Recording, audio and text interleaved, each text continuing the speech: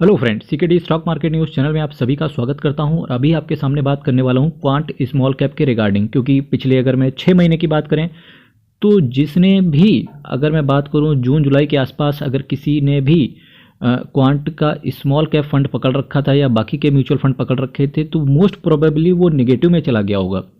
तो अब यहाँ पर देखना है कि करना क्या है। तो सबसे पहले क्वांट के फंडामेंटल्स चेक करते हैं कि है क्या। देखिए, इसका जो नेट एसेट वैल्यू है 279 का है। ऑब्वियस ये है कि भाई अगर कोई रिटर्न बना के नहीं दे रहा है तो इसका एनएवी भी नीचे गिर गया है। एक साल का हालांकि रिटर्न देखोगे तो 22% का CAGR चल रहा है। मैक्सिमम बात करेंगे तो 19% का CAGR आ चुका है। एक वक्त था जब इसका CAGR, अगर मैं बात करूं मैक्सिमम टर्म में, अगर मैं कैलकुलेट करके बताऊं तो 24% से ऊपर का CAGR जा चुका था। वही खिसक के 19% के आसपास आ गया है। रिटर्न देखिए, जितनी तेज़ी से आपको रिटर्न म्यूचुअल फंड के अंदर देखने को मिलता है उतनी ही तेज़ी से रिटर्न आपका नीचे भी डिक्लाइन होते हुए देखने को मिलता है। वैसा क्यों है? क्योंकि म्यूचुअल फंड में कंपाउंडिंग काम करती है। अब आप बोलेंगे भाई कंपाउंडिंग आती कहाँ से है? मेरे मित्र, कंपाउंडिंग शेयर में भी कंपाउंडिंग चलती है। जो आपको शेयर रिटर्न बना के देता है वो भी कंपाउंड एनुअल ग्रोथ रेट के हिसाब से रिटर्न आपको शेयर के अंदर देखने को मिलता है। अब आपको पता होगा कि म्यूचुअल फंड भी डायरेक्टली अलाइन रहता है शेयर्स से, तो जिस वजह से यहाँ पर भी अगर आपको जितनी तेज़ी से रिटर्न बनते हुए देखने को मिलता है उतनी ही तेज़ी से रिटर्न नीचे भी गिरता है। हालांकि क्वांट का रिटर्न बहुत तेज़ी से नीचे गिर रहा है, पर फिर भी इसकी रैंकिंग में गिरावट नहीं करी है। वैल्यू रिसर्च ने 5 आउट ऑफ 5 रेटिंग की हुई है। और पिछले अगर मैं 6-7 महीनों की बात करें तो लगातार टॉप पे ये बना हुआ है स्मॉल कैप कैटेगरी में। वहीं अगर मैं अब आपके सामने बात करूं 3 महीने का रिटर्न देखिए 8% का नेगेटिव है। तो भाई जिन्होंने भी 3 महीने पहले पैसे डाला होगा वो झल्लाए होंगे कि मेरे भाई एक वक्त पे तो जब रिटर्न तगड़ा बना के दे रहा था और जब मैंने पैसे डाला तभी देखिए निगेटिविटी के साथ स्टार्ट हो गई। क्या मैं ही पनौती हूँ? ऐसा बिल्कुल नहीं है। ऐसा बिल्कुल नहीं है। मैं जब ये रिटर्न बम्पर बना के दे रहा था उस वक्त भी, अगर आप मेरे पुराने वीडियो देखेंगे जाके, तो उस वक्त भी मैंने यही बोला था कि देखिए हर म्यूचुअल फंड का एक वक्त होता है। उस समय क्वांट का वक्त चल रहा था, आज चल रहा है मोतीलाल ओसवाल का। तो देखिए ये एक जो साइकिल है ये हमेशा आपको देखने को मिलेगी। आपको क्या करना है, आपके पास जो भी म्यूचुअल फंड अच्छा है, अगर वो फंड अच्छा है, आपको बिलीव होना चाहिए फंड के ऊपर, उसके जो फंड मैनेजर हैं उस पर आपका विश्वास होना चाहिए। अगर वो अच्छे हैं तो वक्त पलटेगा, क्योंकि शेयर मार्केट एक्चुअली एक साइकिल लेकर के आता है। अगर आप बात करें तो कोई भी शेयर को बात करें, क्योंकि जब भी आप म्यूचुअल फंड को बात करते हैं तो वो एक म्यूचुअल फंड नहीं होता, वो एक होता है कि म्यूचुअल फंड के माध्यम से आप शेयर मार्केट के अंदर पैसे को इन्वेस्ट करते हो और अल्टीमेटली आपका पैसा म्यूचुअल फंड के माध्यम से शेयर्स के अंदर ही पड़ता है। जब आप बहुत ज़्यादा आगे डीप में जाएंगे तो आपको यही पता चलेगा कि शेयर्स के अंदर ही पैसा पड़ा हुआ है, लेकिन उसके बीच में आपने एक बंदे को बैठा दिया है जो कि है म्यूचुअल फंड। और म्यूचुअल फंड के अंदर जो बंदे बैठे होते हैं उनको बोलते हैं फंड मैनेजर, और भी पीछे बहुत सारे लोग काम कर रहे होते हैं। तो देखिए वहीं पर क्या है, 3 महीने में 8% का नेगेटिव है। अब आपको क्या करना है, सिंपल सी बात है, जब कोई भी म्यूचुअल फंड शॉर्ट टर्म में नेगेटिविटी के साथ आगे बढ़ जाए तब आपको करना चाहिए कि कोशिश करें कि आप NAV को एवरेज करें, क्योंकि वहाँ पर उस केस में क्या होगा, आपका बल्क में पैसा पहुँच जाएगा। क्या कहते हैं कि भाई 1 लाख रुपए का 10 साल में या 20 साल में मान लेते हैं 10 लाख बना, फिर आप सोचते हैं जब 20 साल बाद कि काश मैंने वही 10 लाख डाला होता। तो वो 10 लाख कब जाएगा? जब किसी भी म्यूचुअल फंड की साइकिल गड़बड़ा जाए उस वक्त अगर आप उसके NAV को एवरेज करते हो। और यही चीज़ शेयर्स के अंदर भी काम आता है। अगर कोई फंडामेंटल स्ट्रॉन्ग स्टॉक कोई गिर रहा होता है, अगर उसको आप एवरेज करते हो तो वो लॉन्ग टर्म में कंपाउंडिंग जो होती है वो बहुत तगड़ी रिटर्न देखने को मिलती है। देखिए 1 रुपये का 10 रुपये होना आपके लिए बिल्कुल नॉर्मल सी बात नहीं है। क्या यार 1 रुपये का बनाया 10 रुपये ही हुए, वही 1 लाख रुपए का 10 लाख बने, आप कहेंगे अरे कुछ तो आया। वही आप कहेंगे 1 करोड़ का 10 करोड़ बने, अरे वाह इतना अच्छा रिटर्न। लेकिन वो 1 करोड़ जाएगा कैसे? एक बार में आप डालोगे पक्का हाथ पैर सब फूल जाएंगे 1 करोड़ से।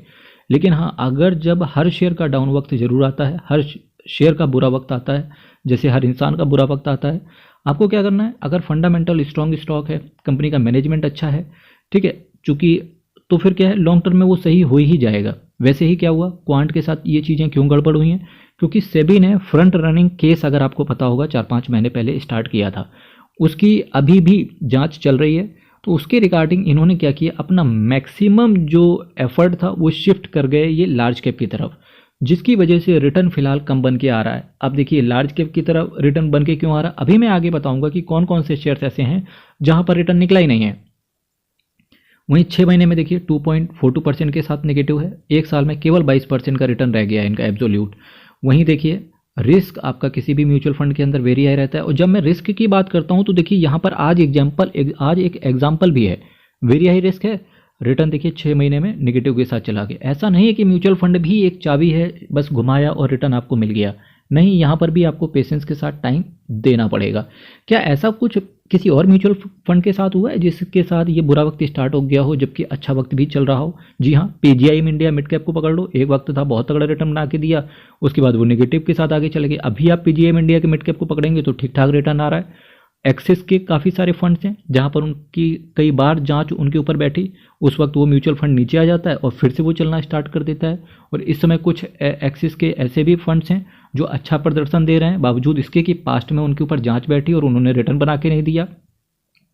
तो ये सारी चीज़ें शेयर मार्केट के अंदर चलती रहती हैं। देखिए शेयर मार्केट हो चाहे म्यूचुअल फंड हो, गिराने के लिए एक बहाना चाहिए। वही बहाना कभी मिल जाता है कि फ्रंट रनिंग केस चल रहा, वही बहाना कभी मिल जाता है तो पॉलिटिकल चेंज हो गया, वही बहाना कभी मिल जाता है इकोनॉमिक स्थिति खराब हो गई, वही बहाना कभी मिल जाता है कि भाई कहीं पर फ्लड आ गया, वार आ गया या सिविल वॉर हो गया। तो इस तरीके की सिचुएशंस चलती रहेंगी। आपको क्या करना है, एक अच्छे इन्वेस्टर की पहचान यही है, एवरेज करो, शांति के साथ वेट करो, है ना। Quant small cap fund direct growth की जबकि मैं बात करके चल रहा हूँ तो 27,160 करोड़ का एसेट साइज है, 0.64% का एक्सपेंस रेशियो है, 7% का कैश होल्ड करके चल रहे हैं। निफ्टी स्मॉल कैप 250 टीआरआई को ये बेंचमार्क की तरह फॉलो करते हैं। प्लान आपका ग्रोथ है, एक साल के अंदर निकलने की चेष्टा करेंगे तो अलग से 1% का एग्जिट लोड भी देखने को मिलेगा। अब इन्होंने देखिए मैक्सिमम अपने पैसे को डाइवर्ट कर दिया है सर्विस सेक्टर की तरफ। देखिए सर्विस में सबसे ज़्यादा चलेंगे 17%, हेल्थ केयर में बात करेंगे तो 16%, फाइनेंशियल में बात करेंगे 15%, और इसके बाद इन्होंने काफ़ी सारा सेक्टर को एलोकेट करके रखा हुआ है। वहीं बात करेंगे किन किन शेयर्स की तरफ इन्होंने अपना कदम बढ़ाया है। सबसे ज़्यादा स्टेक इन्होंने कर लिया रिलायंस इंडस्ट्रीज़ की तरफ। शायद इन्होंने इस वजह से किया होगा, रिलायंस और एनवीडिया के अंदर जो पार्टनरशिप हुई थी शायद उसकी वजह से किया हो। और देखिए इसके बाद रिलायंस से जो कंपनियां डीमर्ज हुई जैसे जियो फाइनेंशियल सर्विसेज, उसका रिटर्न प्रदर्शन काफ़ी ठीक रहा। पर अगर ओवरऑल बात करें, रिलायंस ने अभी बोनस भी किया था, रिलायंस के अंदर कुछ खास रिटर्न बना नहीं पिछले एक साल से, तो वैसे ही इस म्यूचुअल फंड के भी हाल हैं। लेकिन रिलायंस का ये पता चल रहा है कि वो डी मर्जर का भी प्रोसेस लाने वाले हैं, काफ़ी रिलायंस रिटेल को वो हो सकता है अलग कर दें, ठीक है। तो अगर जैसे कंपनियां 2-4 कंपनियां अगर रिलायंस से डीमर्ज हो गई तो उसका प्रदर्शन कहीं ना कहीं फिर इनको देखने को मिलेगा। तो लॉन्ग टर्म की पारी क्वांट स्मॉल की बात करें तो इंटैक्ट है, तो शायद इसी वजह से वैल्यू रिसर्च ने इनको 5 आउट ऑफ 5 रेट किया होगा। Jio financial services, Aditya Birla fashion, HFCL, Bikaji foods, followed by Aegis logistics, Sun TV network, Adani power, Poly Medicure, Arvind, RBL bank, Orchid pharma, Bayer crop science, Strides pharma, keystone realtors, Balrampur Chini, Anand Rathi, Pfizer, Sequent scientific, Piramal enterprise, Minda corporation, just dial, Jubilant Pharmova, the Karnataka bank, Usha Martin, Samvardhana Motherson, Zydus wellness, Aster healthcare, JM financial, reserve bank of India, India shelter, EID Parry, Sula vineyard, Bata India, Himadri specialty, जियोनेपर hotels, APJ Surendra park hotels, TVS, Srichakra, Anupam Rasayan, Indoco remedies, Jana small finance bank, Aadhar housing finance, Vishnu Prakash R Punglia, ये बहुत अच्छा share है Vishnu Prakash R पोंगलिया।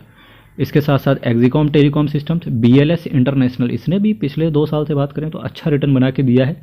अभी चूंकि आपको पता होगा 12 साल में महाकुंभ भी आने वाला है, तो जिसकी वजह से BLS इंटरनेशनल हो गया, IRCTC हो गया, है ना, IRFC हो गया, इन शेयर्स को बेहतरीन तरीके से, होटल इंडस्ट्री हो गए, इसके रिगार्डिंग अगर आप शेयर मार्केट में भी इन्वेस्ट करते हैं तो कुछ इन शेयर्स के ऊपर भी आप नज़र बना के रखना। Man infra construction, Nitin spinners, Indraprastha medical corporation, Odisha minerals development company, ये कुछ दिग्गज स्टॉक्स हैं जहां पर इन्होंने स्टेक को एलोकेट करके रखा हुआ है। बंधन स्मॉल कैप देखिए तगड़ा रिटर्न बना के दे रहा है।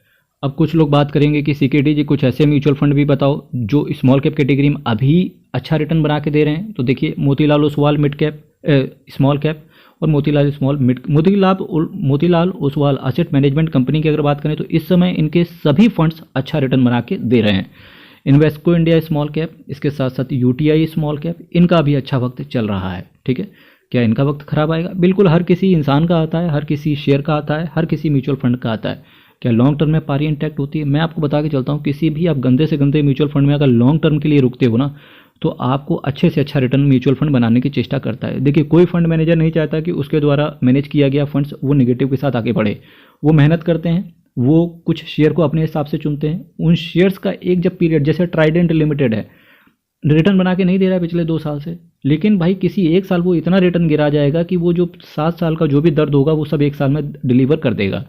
टेक्सटाइल सेक्टर को अगर आप पूरा पकड़ के चलें, कोई रिटर्न बन के नहीं आ रहा है। आईटी सेक्टर को पकड़ो, 2 साल से कोई रिटर्न नहीं बन रहा है। ठीक, क्या इनका वक्त आता है? एक सेक्टर स्पेसिफिक वक्त आता है। जब उस शेयर का वक्त आएगा तो देखना सब आगे बढ़ते हैं। तो इसी तरीके से फंड मैनेजर का होता है।